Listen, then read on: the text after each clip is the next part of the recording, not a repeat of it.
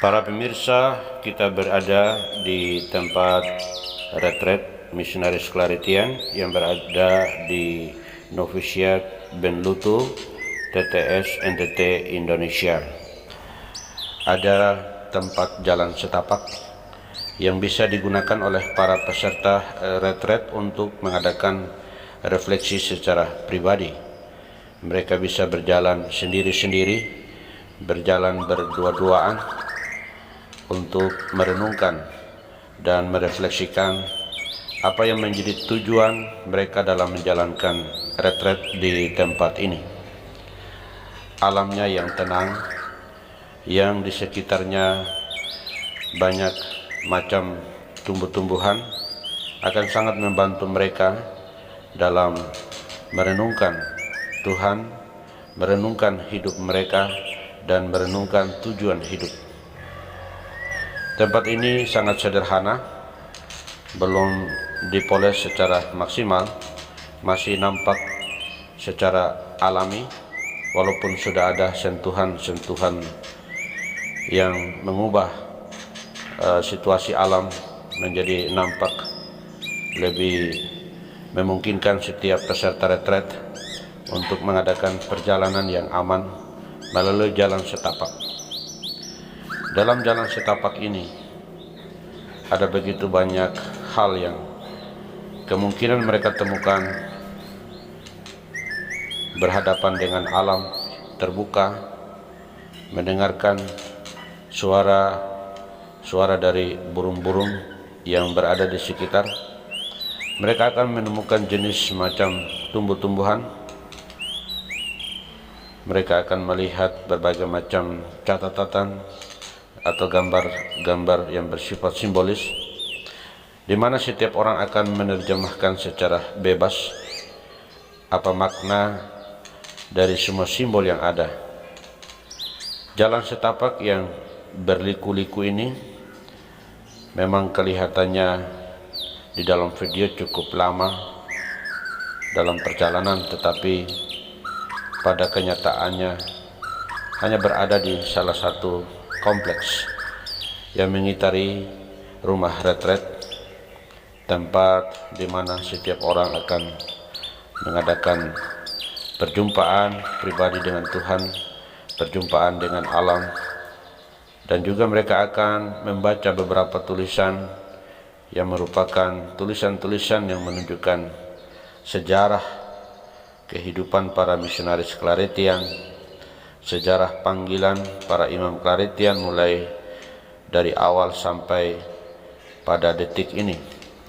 Setiap angkatan yang menjalankan proses formasi dalam Claretian ditampilkan semua, dicatat nama-nama mereka di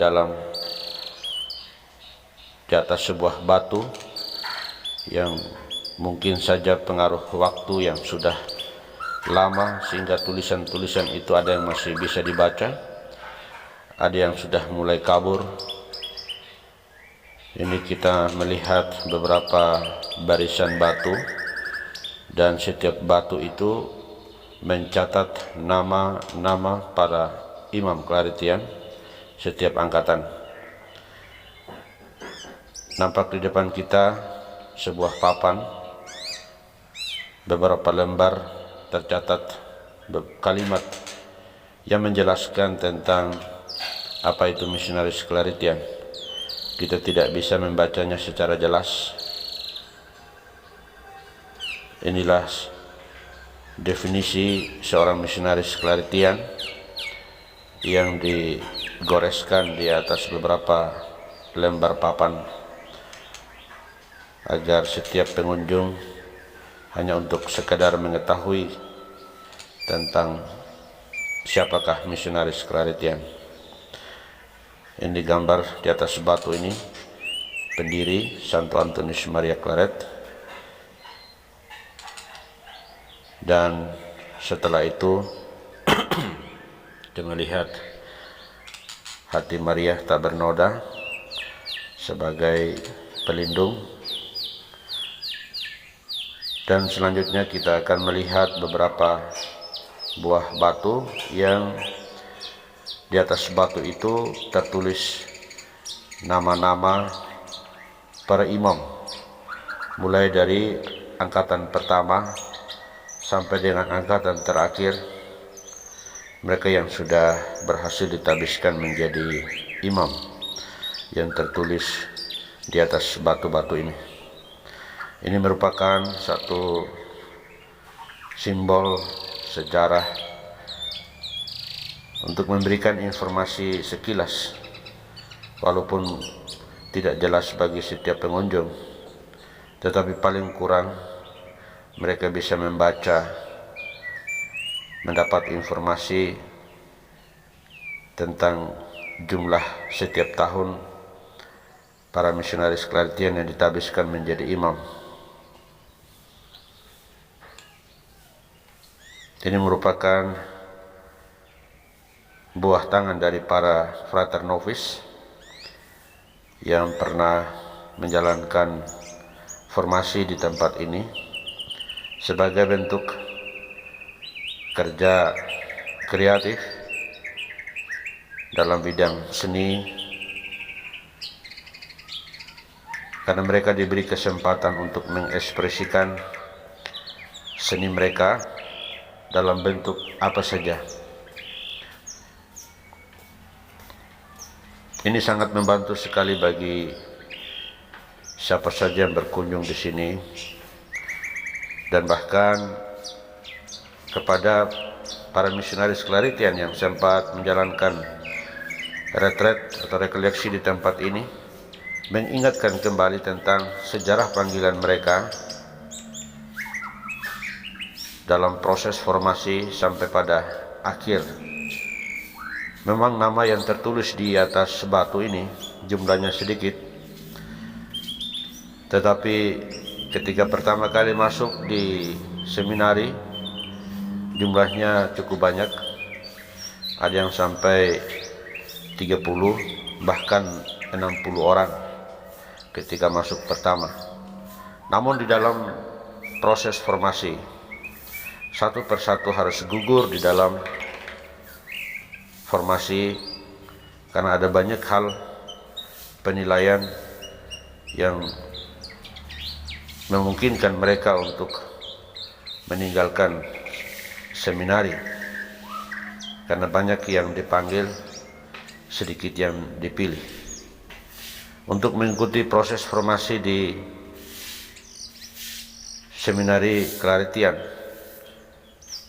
memang membutuhkan kesiapan, siap untuk dibentuk menjadi misionaris Claretian yang harus memenuhi beberapa syarat penting, yakni mempunyai kesehatan fisik, kesehatan mental, mempunyai kemampuan intelektual, dan yang paling penting adalah mempunyai kehidupan rohani yang dalam, yang beriman teguh kepada Tuhan sebagai sumber atau asal dan tujuan kehidupan.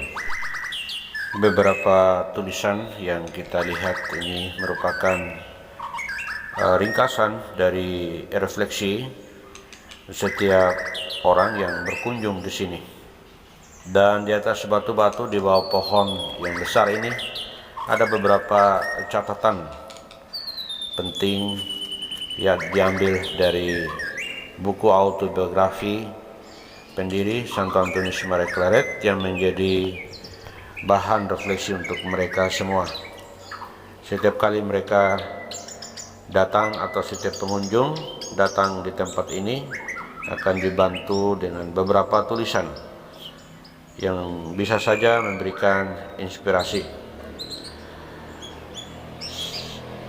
Para frater Claretian yang berada di tempat novisiat ini itu tidak hanya berasal dari satu tempat atau satu suku, tetapi itu banyak dari suku yang berbeda. Kelihatan di dalam tulisan ini nama Tuhan Allah diterjemahkan di dalam bahasa mereka masing-masing.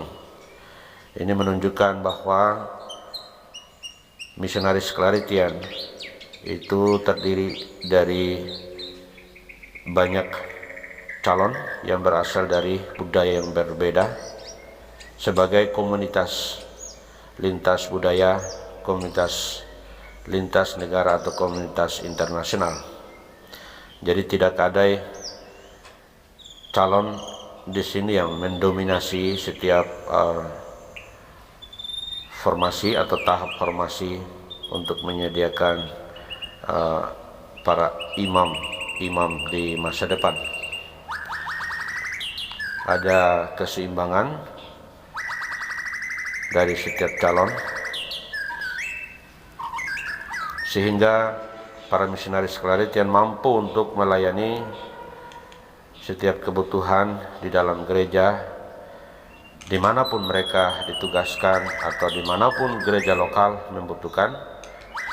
Mereka semua siap sedia untuk menjalankan tugas ini. Para pemirsa, demikianlah sekilas informasi tentang tempat ini yang berlokasi di sekitar Novisiat Claret Benlutu. Kita mengakhiri perjalanan ini, dan bagi siapapun yang berencana untuk datang menjalankan rekoleksi atau retret di tempat ini, sangat terbuka untuk menerima, dan kami yakin bahwa setiap orang akan menemukan sesuatu yang dicari, akan berjumpa dengan Tuhan, akan berjumpa dengan diri sendiri, akan berjumpa dengan hidupnya, agar hidup menjadi lebih berkualitas, hidup menjadi lebih bermakna, dan tujuan hidup menjadi lebih jelas, sehingga kita menjalani hidup ini dengan penuh rasa syukur dan bahagia.